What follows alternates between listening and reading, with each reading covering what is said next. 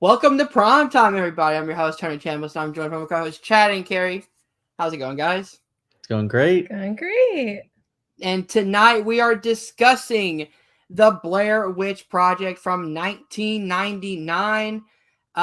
So first off, how do you guys feel about this movie in particular? I know you guys watched it in some very interesting situations, to say the least. I did not have that same experience, so go ahead and give me guys your reviews.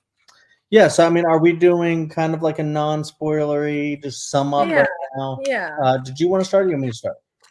I can Go ahead. start. So Chad and I are from the state where this movie takes place. Yes, Burkittsville, Maryland. Well, although we don't live in Burkittsville. Yeah, the We're movie about- It'd takes be amazing if we did. We're about 90 minutes away. We just won't tell you which direction. Yeah. So growing up for me, this was one of the few horror movies I actually had on VHS. And so it's one I watched quite a bit. And growing up in Maryland, like in the state it takes place in, I was telling Hunter this, I think, in our chat. Like, I did not know until maybe a few years ago that the legend of the Blair Witch surprise is not actually real. Like, they made that up for the movie. I did not know that. I thought, at least I knew the movie itself wasn't real. But I did not realize that the legend behind it. So I feel like that factors into how scary I find this movie, because in my brain I still I still feel like it's a little bit real. But to me, like, I don't know, just growing up like that with this movie, and then like you said, I guess we'll get into maybe tell the story a little bit later, but Chad and I definitely watched this in like a little bit of a scary circumstance. So for me, this movie is still so scary. It still holds up. Even like Chad had it on in the background and stuff, and like just listening to parts of it, it just like sends shivers up my spine. I don't know, this movie's really divisive, and I think it can cut a lot of ways. But I think if you watch this movie with like no distractions in the middle of the night, like all the lights off, and like just like let yourself get immersed in it and like try to play pretend that it's a real movie, which I think is how you have to watch most found footage movies. I don't know. I think it holds up, and I think it's still scary. I can understand though the folks who don't particularly find it scary or find it like kind of dumb. I think maybe once you kind of have that opinion, it's hard to, and you watch the movie kind of in a way that's not very scary, it's kind of hard to get yourself out of it. But that was really long-winded. I'm sorry. Don't apologize. That was there was a lot of great thoughts in there for sure. Honestly, it's interesting because I think you can do that with any movie. You can take that where if you don't want to take something seriously, you can seriously just like write it off, dismiss it. And that's any movie, not just horror. There's like a lot of like Citizen Kane. Like, why is Citizen Kane the greatest movie ever made or one of the best movies ever made? It's so boring. If you've never seen it. Well, that's what I'm saying though. When you do see it, maybe you'll find it extremely boring, but then other people might be able to tell you, why it changed the game for film or something like that back in the day. So even like a movie like that, you can write off, I think, if you're not, putting it in its right like context of how, like Kerri was saying, how it's supposed to be seen, or just how you should kind of like look at it in a specific lens. And I do think with the Blair Witch Project, it did come out at a specific time when there weren't a lot of found footage movies. And, so it really kind of changed the game in that respect. I'm not saying it's the first found footage that was ever made, but it was like the first one that, brought it into popularity. It's like Halloween wasn't the first slasher, but it popularized the slasher format. And that's exactly what the Blair Witch did. And honestly, when I was watching it this most recent time, because I've loved it for a while, ever since the first time I saw it, but it's only gotten more and more my love has only deepened ever since I've kept watching it. I think I've only seen it maybe 3 or 4 times total. But my thoughts most recently were that this is a movie that feels like anybody could have made it. Like you could just take a camera, go into the woods and just make something like this. And to some extent that's true, but this also feels like a movie that not anyone could have just made, but they made. These people made, the filmmakers. And I think they hit the zeitgeist in a way, but also like with the acting, the writing, the just the way they shot everything, and the marketing campaign, the way that it everything kind of unfolded. I think it just hit the right note of taking a small little movie that feels like anybody could have made, and just made something extremely special and also very scary in my estimation. And I have a few different reasons for why I think this movie still holds up and is also actually very, very scary. But like Kerri said, I also understand that there are people that think it's too dated and don't and have seen or thought that maybe it's been kind of usurped by other found footage films since. So I'm extremely excited to talk about this because I do really love this movie. I'm excited to hear Hunter's thoughts and to really get into this to see where we all fall by the end of our discussion. Yeah, so when I first watched this movie, I thought it was goofy. I thought I kind of found it boring. I did not find it scary. I think I've only watched it 2 times. So the first time I watched it and this for the podcast, and I was in the right scenario. I was in my camper with all the lights off. It was like midnight, and I think Kerri is right. When you watch it like that, it's almost like The First Strangers. When you watch The First Strangers in that scenario where you're out in the middle of nowhere and it's pitch black and you're, in your room or whatever and it's dark, you start getting creeped out. I see why people like this movie, and I definitely respect it for ushering in the idea of the found footage movies. Like, of course, we had films like Snuff and Cannibal Holocaust, before this, but this really popularized the genre of found footage. I still don't know if I fully love it. I think I like it more than I did previously, and that's mostly because I love Heather as our main lead. Yeah. But I hate the people she's with. Yep, right. And they drag the movie down for me, but I think the way that she is portrayed, I think the actress did a really good job. For her, I believe this was her first role, and I don't think she has ever done anything after this. But I think she did really well conveying the, kind of this film, film nerd, this person who is, in this film class, and she's going out talking about, this Blair Witch. And I love how dramatic she is, just like a regular theater kid would be. She talks in this theater kid voice when she's doing the narration. I like her character. People surrounding her, I do not like, but I like how it feels realistic. How it feels like, oh, as Kerri said, anybody can do this. I'm sorry, it's Chad who said that. It believes that anyone could do this. And I like that idea of it. There are moments in this movie that I found were so boring that I can't lie. So I'm kind of mixed. I like it more than I did previously, but I'm still not in love with it. Mm-hmm.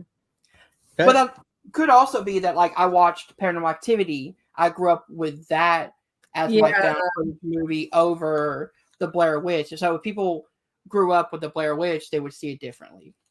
And it's really interesting, and maybe one day we'll have to cover Paranormal Activity. I think they're two very similar movies, but also very different in a way, and we can get into the differences at some point.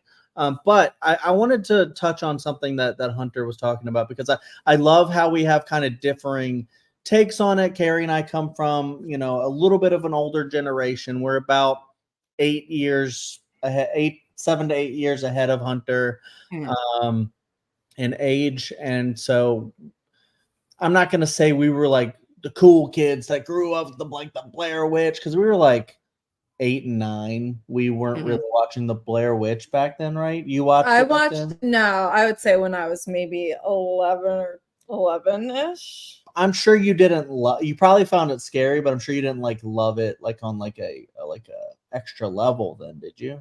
Well, I thought it was really scary. I thought it was cool that it took place in Maryland. Yeah, I mean, true. and like I said, I had like I think we had 3 horror movies on VHS when I was a kid, and that was like one of the 3. So Yeah.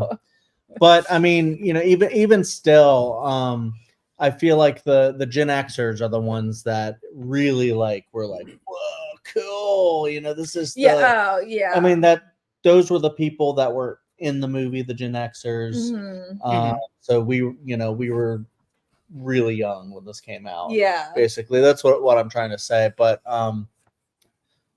yeah, I wanted to touch on something that Hunter talked about with Heather Donahue, and how when she did this, it was her first film role, so it was like her first like anything she did in the industry, and that's one of the big pros for the movie, I think, is that they went with unknowns, and they just found people, and they were able to take that and use that to great effect, because no one knew who these people were. So you can throw them in that situation and then run a viral marketing campaign to say, you know, these people are no longer with us. We don't know what happened to them. This is crazy shit here. I did want to add real quick, like, she's been in some other stuff to answer that question. Oh, okay. Some of it is a lot of it is just related to the Blair Witch. Like, she was in the sequel archival footage for both sequels of Blair Witch. She did some other movies, but I noted she was in It's Always Sunny in Philadelphia. So I gotta really? I gotta go back and rewatch that episode now. So I'm just gonna say the title. It is we're not a political podcast, but it's the episode "Charlie Wants an Abortion." So if you want to go ahead and watch that episode, I'm sure it's very, very funny. I love that show. But yeah, I just wanted to add that. I love Heather Donahue's performance in this. In fact, she was the actor that I chose when I covered this movie on an episode of Frame Wreck This over on the Dill Pickle Movie Network. It's another channel that I'm on quite a bit. And sometimes we'll actually go through the Razzies and we'll watch a lot of movies from a specific year that were nominated for Worst Picture, which is one that the Blair Witch Project got. And funny enough, that was a year, 1999, that we covered that we were like, most of these are actually good. So the 1999 was so good, such a good year for movies, that the Razzies had a lot of good movies. I don't remember. I think The Shining was nominated for a bunch of Razzies too. Yeah. In the 80s. Yep. In the 80s. Yep. Yeah. Yep. It was Stanley Kubrick for Worst Director and Shelley Duvall for Worst Actress. They do these cringe stuff sometimes, but that being said, I mean, yeah. What are your guys' thoughts on like more like, you know, if you wanted to touch on Heather Donahue or the unknown nature of the actors and the casting, and or you know, thoughts on the Blair Witch being nominated for Razzies? I don't even think Hunter agrees with that. No, I don't. Yeah, I feel like you said, Hunter, I think the characters in this are extremely realistic. Like, for me, that's part of what makes it so effective. And I think like they are people, like, I feel like I know, you have the person who's kind of the leader and she's like wants to get this, like you said, theater kid, Hunter, and like, you know, anyone who's like passionate and it's their project and they're kind of being a little bit bossy and a little bit stubborn and like I see like her traits in a lot of people that I know personally, and same with the guys. And like, yeah, I don't think you're supposed to I mean, I don't think any of them are supposed to be characters you super love. I think you are supposed to sympathize with Heather the most, though. And she kind of, I don't know, I wouldn't say winds up being right, but like,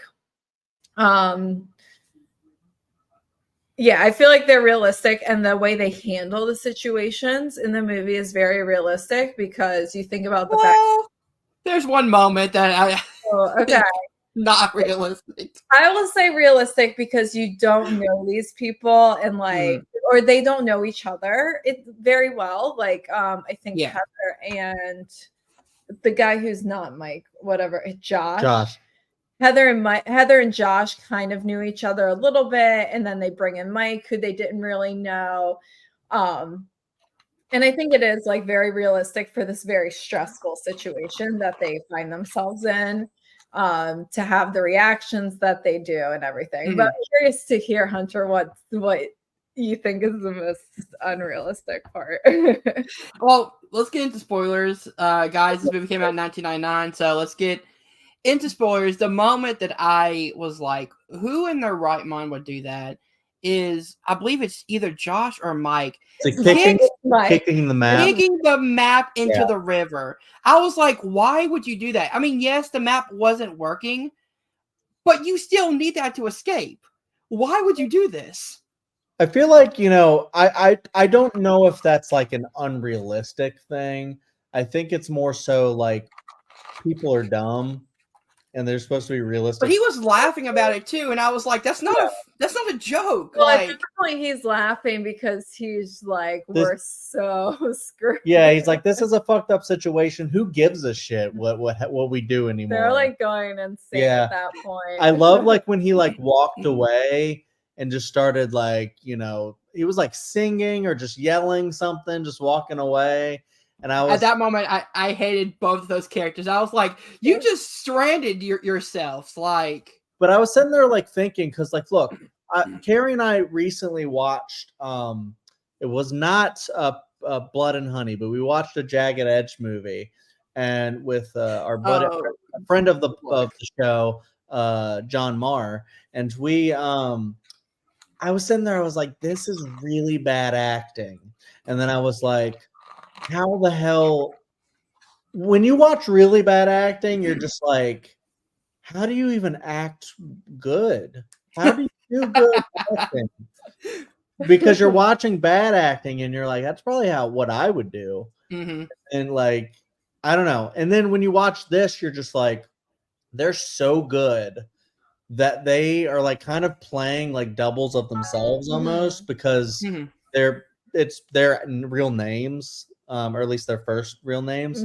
And they're just kind of like, it feels like they're naturalistically like just winging it a lot of the times, and just like what a real person would do. Well, yeah, the whole movie in and of itself almost feels like it could have been like a very well-made student film. Yeah, it just kind of so much so that I didn't really notice this when we were rewatching this, but my buddy, which we may see him at some point, my buddy Matt Chapman, we were discussing this on the Frame Wreck This show, and he brought up the fact that in a lot of the films that he made when he was like younger, like he tried to make like short films and stuff, there would always be like someone playing music somewhere.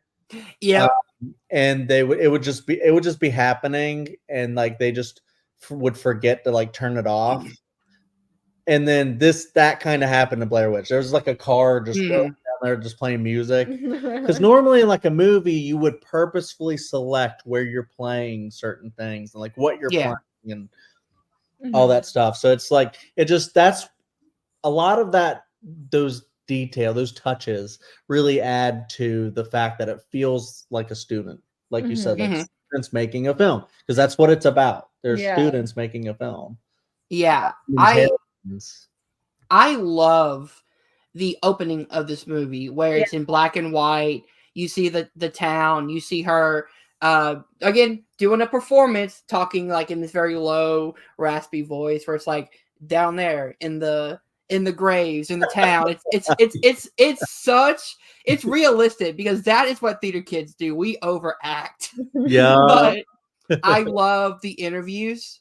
I think the best one is the mom talking and the baby is like, no. It's so good because again, adding to that, this could be real. You don't know if that, kid just did that on instinct. Like, yeah, he was good. Like that performance was good. He acted scared.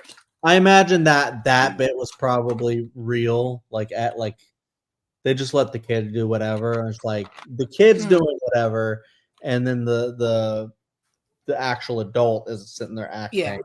I'm sure. I could be wrong on that. Yeah, no, I think that's probably, it was a very young Yeah. I don't think a child that could like take direction, or maybe just very big. That young. You never know.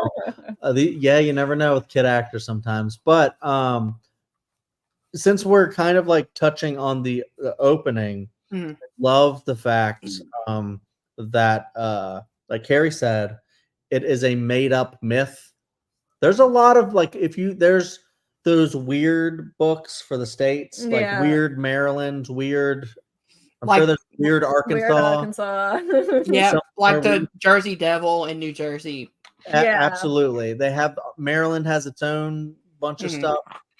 The Blair Witch feels like something that could have been in there if it were a real myth. Yeah, and I think that's such a cool thing that this movie did, was that it took all those things that you've heard about and it just made a new like fake one for the movie. And then it had like the whole documentary like part where like setting up the myth of the Blair Witch with realistic kind of townspeople like talking about, I heard of the Blair Witch. It's I wouldn't go down those woods if I was you. It was the witch brought in, like, there was something about 7 missing children. Yeah, there was a whole story. There's a couple stories, and like they all are kind of, they're all kind of like, there's the story about the missing kids and they're found in this guy's basement, which is like where the end, and how he punished them, and how he punished them in the corner by making them sit in the corner. Yeah, and then there's the other story, I guess, that happened earlier about like finding the bodies of a bunch of men like tied together at that Coffin Rock. And then like even little stories in between, like they interview the woman who had the encounter and they think that she's crazy, and they interview another guy, the guys who are fishing, and the one guy's like, oh, I saw her one time. Like, I love those guys. They're hilarious. I don't know. And a lot of those interviews, like to me, those feel so realistic. They set up the story so well. And that's how kind of little legends are. They're bits and pieces of things, and they don't completely make logical. Like no one ever says like, oh, the Blair Witch caused this guy to do all these like murder all these kids or whatever. And these stories are like, it's like kind of all these little bits and pieces, and no one really knows the full story. They're just telling the piece that they know a little bit about. And like, it's kind of like, when you like dive into the whole Roswell, New Mexico alien conspiracy, and just, I saw one time, I swear to God. Yeah. Or Bigfoot. Yeah. Bigfoot. Yeah. I think that's some of the scariest part of the movie for me. Just like those creepy stories. They're creepy. Yeah.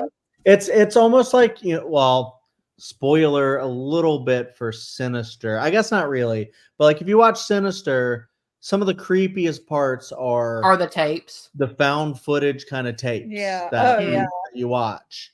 The lawnmower scene, man, gets me every time. Yeah, and that's what I'm saying is like, just like, that sets up the creepiest atmosphere. And I feel like that's exactly what that opening scene does. And then they go into the woods with all of those stories in your head, and you're like, without that, they're just going into the woods. They're just going into the woods, and locals are messing with them. Yeah, and going on. So I also, there is one scene I love, and it's a very simple scene, but it's them 3 in a motel room just cheering like with beers and pizza. Yeah. Because you know that all of these people are not getting paid. They're getting paid in beer and pizza, and that's it. Yeah. Yeah. I mean, yeah, you want to get on screen somehow, I guess. Yeah. No, not the actors, but the people in the movie. Like it feels like oh yeah, you got they're just getting the experience of getting to. That's what I was saying. Yeah, not like the actual actors. I'm pretty sure they got paid for this performance.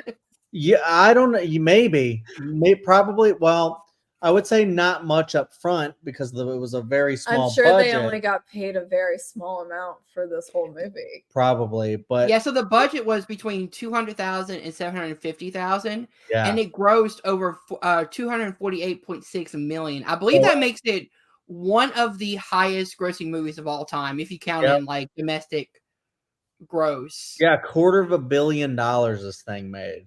And and like we were saying, it feels like a student film. But honestly, it feels like a student film, but it's like done that way on purpose. And I think that's so cool.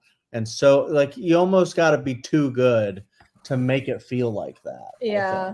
And this is a great one, I feel like, just for found footage, because for the most part, I mean, it stretches a little bit towards the end. It's like, would you really keep filming all this? And they kind of try to rationalize it, but it is one of the few like the whole set. There's no the whole setup makes sense. Like they set up at the beginning, oh, we found these tapes, and it makes sense what they're filming and why they're filming it. Yeah. Whereas I would say some found footage films, you're kind of just like viewing it, right? Like you're viewing, it's like found footage, but you're just like feel like Paranormal Activity. You're just like viewing it, and Paranormal Activity is the weirdest one because they don't have a reason why Micah is just filming. He just wants to try his new camera. Yeah. So I feel like it's so, and I think the more that we made like these found footage movies are made, like the less you can do. Like you have to do new stuff, and it works so much of the time really well. But this one is just so cool in that like you could, but like obviously no one would ever edit a movie of like weird like film footage where people are missing, and like you do have to suspend disbelief for that. Yeah, setup, I feel like it like makes sense within its world. Well, I'm not sure that that's even true, because like people have to edit like murder documentaries all the time, so maybe I guess that's true. Yeah, like murder documentaries on like Netflix and stuff. I mean, you have to have editors for that, so like people have to edit that stuff. That's what I was gonna say too, is like, well, after the fact they edited it together to make it make sense, to try to figure out what happened to these people.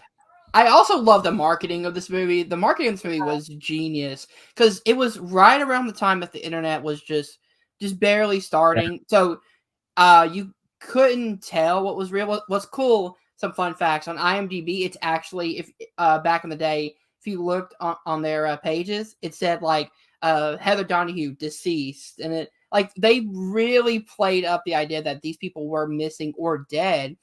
They even had like the family members of the three people out in the theaters, like, if you hear anything, please call this number. Like they were going full in on this marketing, which is something that like we see nowadays with like, Deadpool and Wolverine, for example. They're starting their marketing campaign. They're doing, some really cool stuff online, and a lot of horror movies are doing that. But Blair Witch was really the first time it took this viral marketing campaign and really did some interesting stuff with it, using the online space. Yeah, I think that's like I said, like, when it hit the zeitgeist, it did everything right to make a lot of money, and become respected within like the horror genre, and be influential.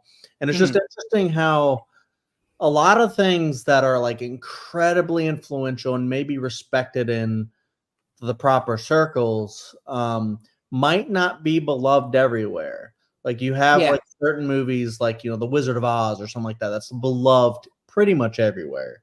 Like you'll get like some people that might go, like, nah, it's not as great as people say it is.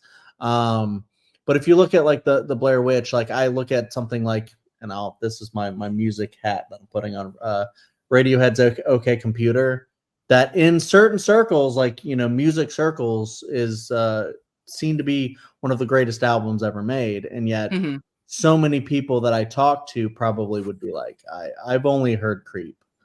But I've only heard one Radiohead song. That's what I'm saying. And then so Blair Witch, even though it is like incredibly like respected in, I think, certain camps, and or even if it has gone to influence a lot of other things, it might not be seen as the movie that did that to everyone, kind of a deal.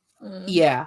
So I want to get into like some fan theories that I've heard about this movie that are very interesting, and I want to know if you guys have heard these. Okay. So sure. We could do that first. There are more things I want to get into. But yeah, go ahead. So first one is from Matt Pat Film Theory. I love this. This one is that Mike and Josh, this was their whole plan to get Heather into the woods to kill her. Oh, I think you brought this up in the chat. Yeah. Yeah. Oh, did I? I heard it from someone recently, and if it wasn't Chad, I guess it was you. Yeah, but the whole idea is that like everything that Mike and Josh have done, including getting to the house and knowing exactly the locations to go to end up in that right spot, does make it seem like they're setting up Heather to kill her.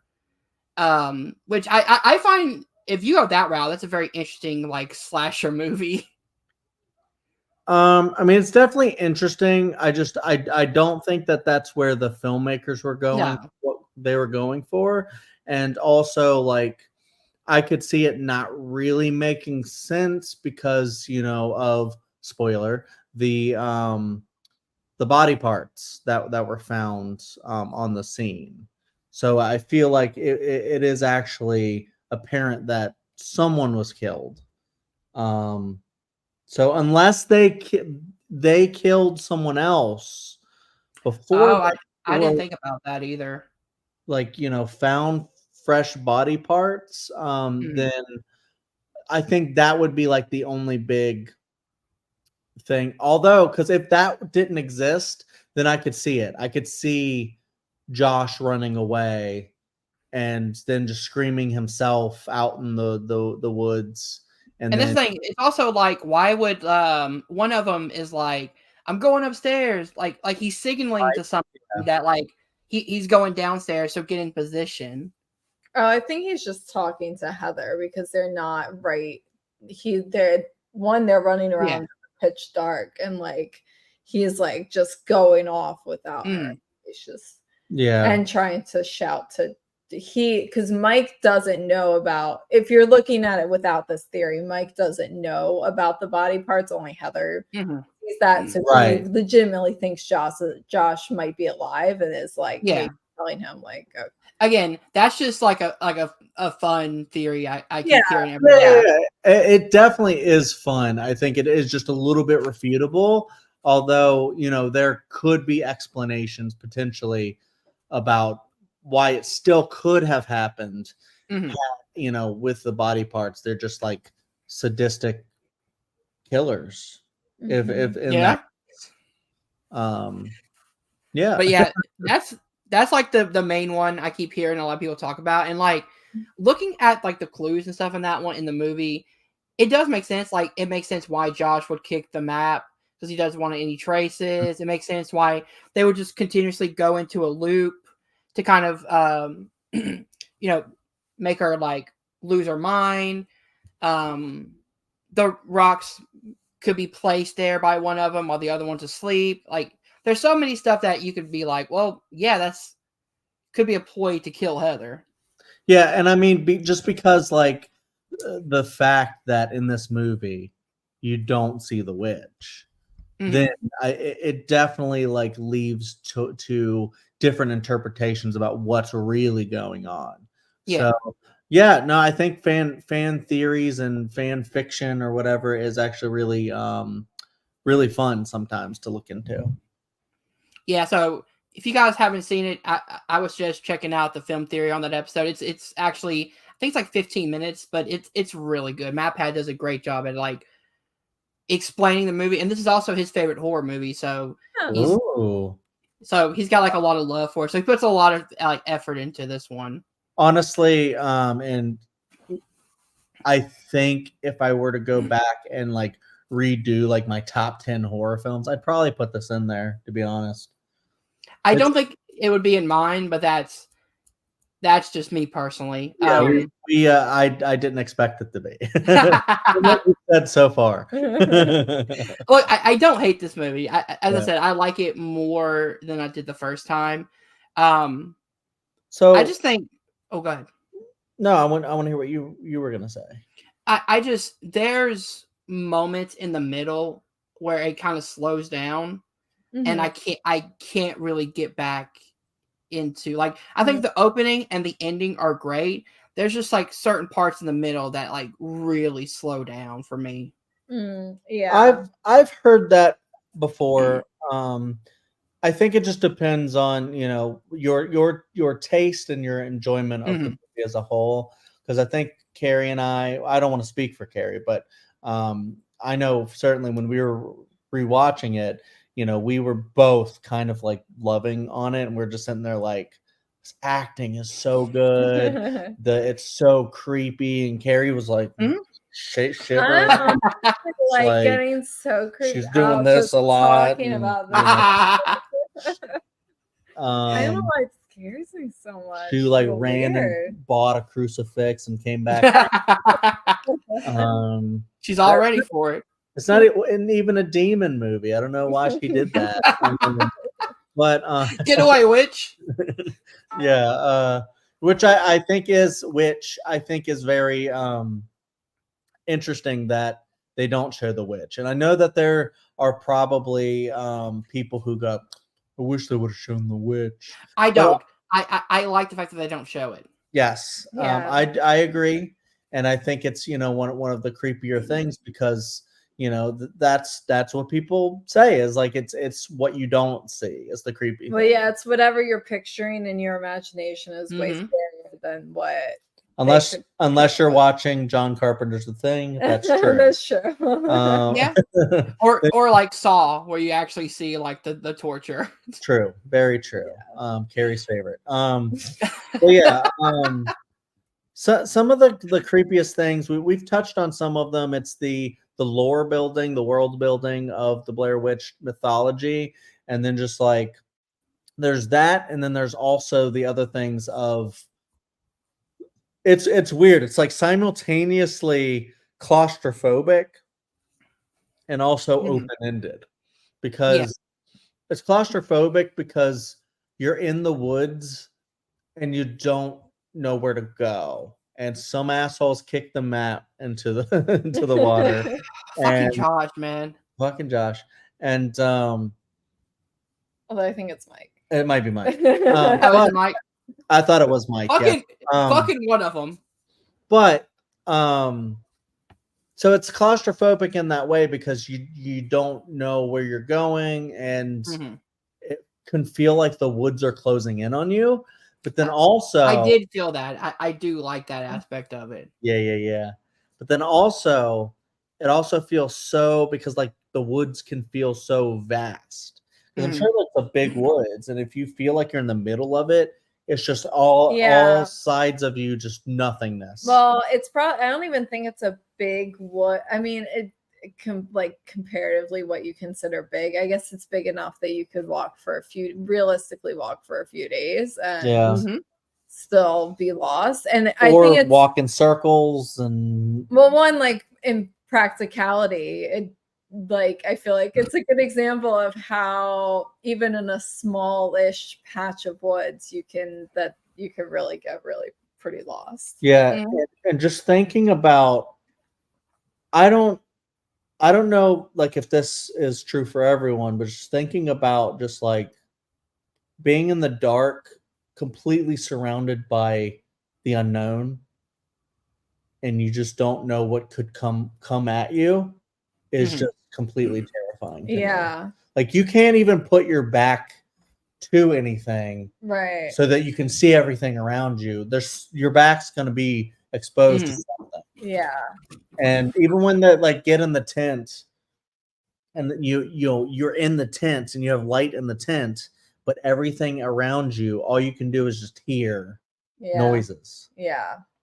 And that's what I'm saying is like, I don't like even just talking about this movie, the atmosphere is just so incredibly creepy. And yeah, I don't know. I think that's what they did so well in this movie, is just really built up the atmosphere, the lore, and just really gave you this like feeling. And yeah, I understand like maybe it might get a little slow in parts, but I think if you're really getting into the scenario, sometimes, if you're trapped in the woods, there might be these little lulls when you're not really doing anything and then you're trying to figure out what to do and you just, you're kind of trapped. Yeah, for me it works as a lot of like tension building, but I do have to, especially during those parts, it is really like a full, like if I'm not fully immersed in the movie, like from beginning to end when I'm watching this, those middle parts I am kind of like a little bit like, oh, I'm on my phone a little bit, I'm getting myself distracted, because it is like, it does slow down, but I feel like when I watch the movie, like, fully immersed into it, those parts wind up working just fine for me. Same. I think that's kind of the same way I felt about The Strangers, the first one. It's like some people could say that movie slows down a little bit in the middle, but if I'm invested in it and I'm in the right scenario, those don't feel so long and boring to me. I do want to throw out, check out The Strangers review, and if it's out by the time this comes out, also check out our Strangers Pray at Night review. And I wanted to touch on, Hunter brought up The Strangers, that I think because we've talked about in our review that there's another proper way, and in this, there's another proper way to watch The Strangers is, in the dark and, not have like space behind you and just creepy. Someone could just be walk into your house.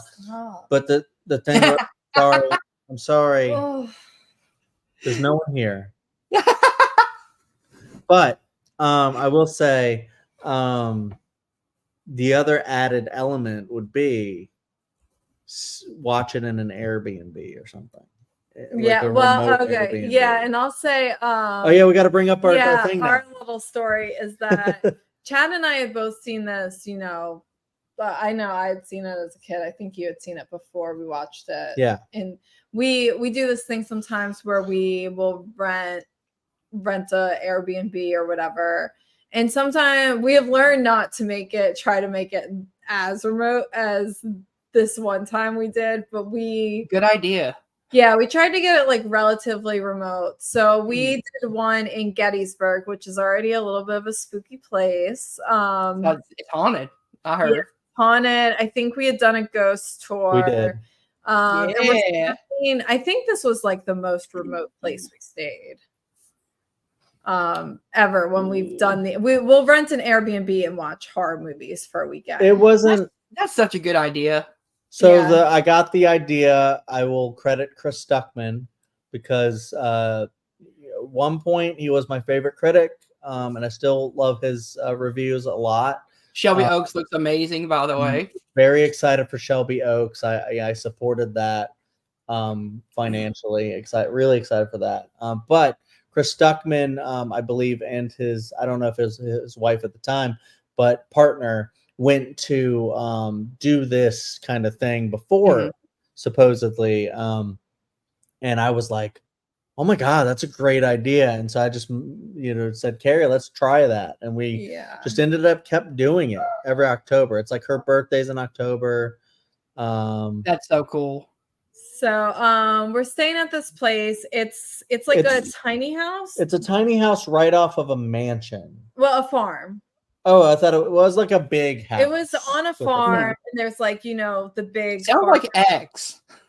A little bit. And then we're in the little tiny house, and it's like legitimately like a converted trailer or something. And it was really cool, but like we couldn't really see the main house from where we were, and it was like in a valley, and it's so remote that and maybe I don't know where you live, Hunter, if maybe this is like more typical for your area. We live pretty solidly in the suburbs, so like anywhere you go, there's like, you know, light pollution.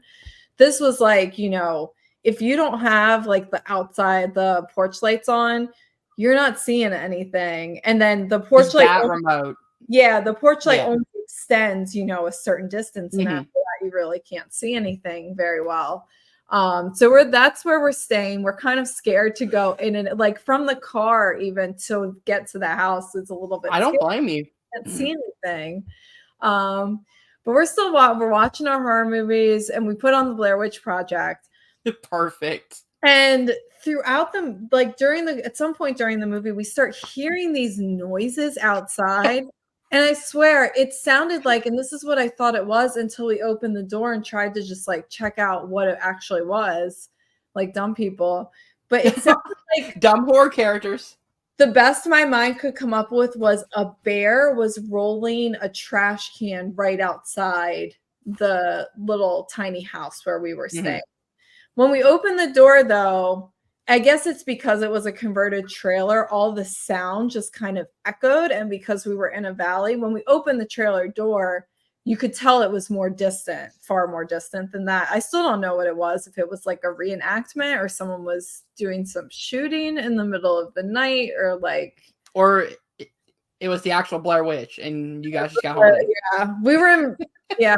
So, and you know, we're not in Maryland, and we were in Gettysburg, so we were in Pennsylvania, but that's actually that's probably even closer than our normal house to Burkittsville. Yeah. So it traveled. Yeah. I think that movie actually is like what broke me, and I was like, we have to stop watching horror movies. We can't watch anything scary for the rest of the night. We'll put on like Impractical Jokers. There you go. Something funny. Oh. I think that was then, or we put on Drag Me to Hell, one of the two. That would have been hilarious. Yeah, that was a fun time. That was also I think the first time I saw The Exorcist all the way through. Oh yeah. So yeah. I want to rent an Airbnb just out in the middle of nowhere and watch The Strangers. Do it. If you can do it, yeah. That would be amazing. Oh my gosh. But yeah, essentially, you know, if you can watch horror movies, you know, in specific areas or, you know, circumstances that the characters are in, that's kind of fun. Yeah. I wonder if they ever do like show like the Blair Witch Project in like actual woods, like get a projector and like have like a camp night where everyone just it. I'm sure someone's done that before. Yeah. That would be the perfect way to watch it. Like get a big projector, lay out some tents, and just watch it. See if like every step you hear will creep you out. Yeah. Oh. So I can't really think of anything else. I mean, the ending of this movie I think is amazing. I like kind of the shaky cam and how it's like, you know, they're in a rush. And of course, is it Josh or is it Mike who's in the corner? Mike. Josh dies. Yeah, I don't think you ever see Josh after he like disappears. So that's the creepy thing, is that he disappears. They don't know where Josh went, and then Heather, I believe, before the other thing, Heather finds it's like sticks or twigs, like a bundle of twigs that has human remains in it, like hair, blood, teeth. Yeah. And it's all wrapped in Josh's shirt after he had disappeared. Yeah. Finds that. She doesn't tell Mike about it. And then when it's just her and Mike later, and I think it's nighttime, it's like pitch black nighttime, they hear in the distance woods Josh screaming like help. It's the creepiest thing I can ever think creepy. about. Oh my god. And I mean, yeah, maybe it's Josh fucking with them. He just went the extra route and killed someone and put human teeth in there, and he's just like out there.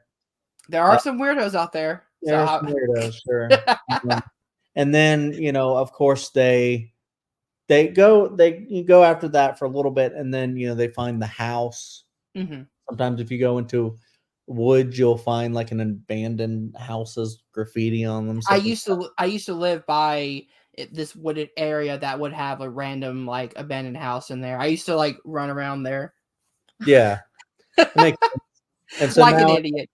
Yeah. So now in the context of this, when you have the lore and the potential witch and your friend may or may not be dead now, you know, you're in this house and things are happening. And now you can like actually see, I think at one point, maybe something malevolent has control of the camera. Oh yeah, it seems like at the very and Mike is yeah. facing the corner of the wall, just like in the lore that you've heard before. Yeah. Was it just me, or does it seem like Heather and Mike have a history with each other? I don't know if they're friends or if they were like former partners or. I think in the movie, unless it's like set up to be like, you know, some weird kind of misdirect, but they haven't met before, like Mike them to help film. Like I think he's either Josh's friend or like a mutual friend of theirs who agreed to help film. But I don't think they didn't meet him, or like they only met him once or twice or something. Like they don't. Mike's kind of like the outsider. They don't really know him as well. Okay, so I keep getting him confused with Josh. I thought Josh was the outsider. Oh, okay. And then Josh, I just got the sense that Josh, and I don't know, and I don't remember this part as well, what they actually say in the movie, that they were maybe both students together, but like that was it. I don't know though. Yeah, so maybe I was looking too much into it. I thought maybe they had more of a history than they were letting on in this film. Of course, the iconic scene of her doing the solo interview. I was gonna bring that up, yeah. Yep. The Survivor style testimonial.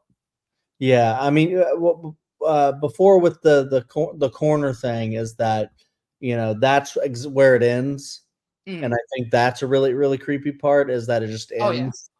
But then also, yeah, you have the iconic, you know, thing with her beanie, and she's, you know, the snot, blubbering everywhere.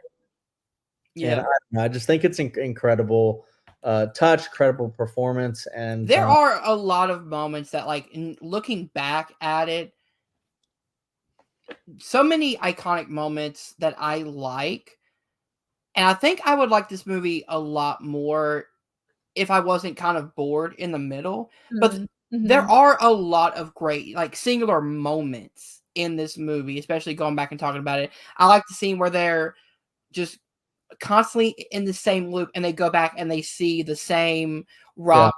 Was it Rock Bridge or something that's there? But then there are moments like, again, the fucking map, like kicking the map. I dumb character decisions that I don't understand. But then, you know, the testimonial is really good. You've got the ending, the ending chase, which I think is fantastic. I love the opening. There's a lot that I love about this movie.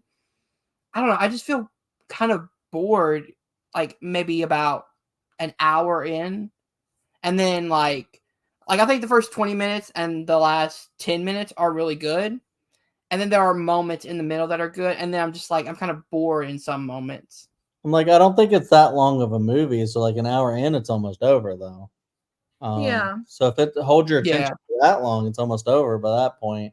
But yeah, no, I forgot about the part that you talked about with where she's like, you know, where it's like, well, that can't be the same rock or the same tree.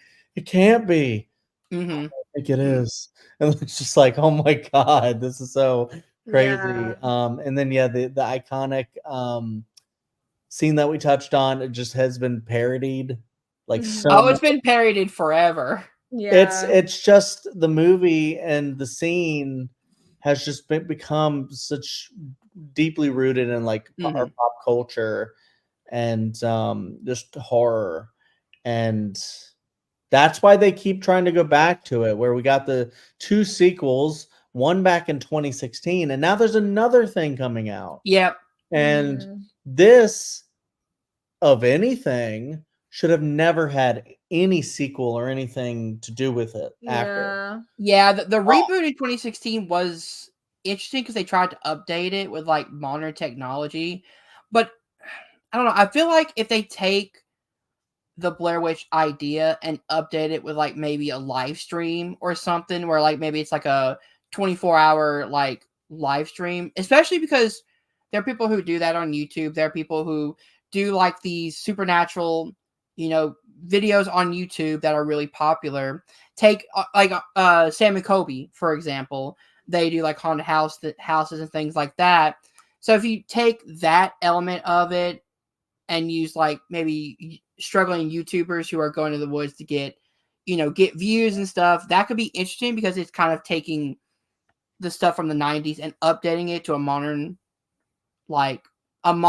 era. Well, I mean, we have something like that we'll have to cover at some point on this Dead Stream. Yes. Recently, though, that's very similar, I feel like, to what you're kind of describing. So do Deadstream, but make it more of a horror movie and supernatural instead of a horror comedy. Oh, I gotcha. Yeah, definitely. Yeah. And that could work. Yeah. So, I mean, I guess to kind of wrap up, we can all give little thoughts if we want. But it's just like, yeah, it's not going to be everyone's bag. Same with Radiohead's OK Computer. But I think, it's one of those movies that you cannot deny its legacy, its influence, its kind of power in a way, even if you don't want it isn't 100% like effective for you when you're watching it. Like we've said about a lot of other movies, if you watch it in the right context, you're getting yourself in that mindset, I think it can be very affecting, but maybe not for everyone, although I just do think it is a movie that feels like it could have been made by anyone, but it wasn't. It was made by these people, and I think we could have not have gotten a better movie had it been made by anyone else, because I think the acting, just it was so great. The choices that were made by the filmmakers were so great. And just the way the marketing it happened and the way it hit the zeitgeist, this thing just blew up. And I don't know if the found footage genre of horror would be the same that it is now without this movie, the way it happened. So I love it. I think it's incredible, and I can't wait to keep like watching it. This might be like an every year watch for us now. I get so scared. You have any more thoughts? Oh gosh. Yeah, I don't know. For some reason, I think like this movie just freaks me the fuck out. Like I don't know why. It just hits something for me. And I do think part of it is sometimes the stuff you watch when you're a kid will always just is the stuff that scares you the most. And it's weird. Like I can watch a bunch of stuff that's a lot of, I feel like most people would consider way scarier and like totally doesn't affect me usually at all. And that like this like just messes with my head. It almost feels like maybe those other movies are kind of like trying too hard. Like they might be like too polished or just forced jump scares, when like this, there's like no jump scares, but there's no jump scares in this film. The atmosphere is just so incredible. It either gets you or it doesn't. So some interesting factoids before I get my final thoughts.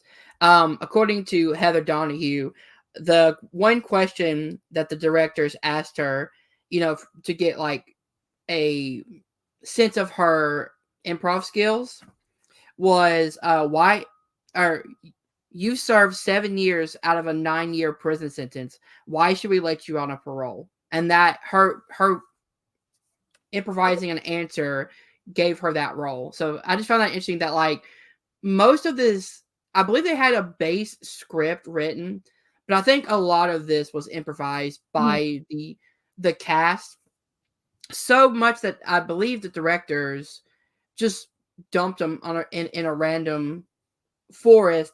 Like they were, obviously out of the woods, like in case they needed anything, but they like the actors really went camping for like the whole time pretty much. So they had to improvise a lot of stuff on set. So using that question like that, improvise.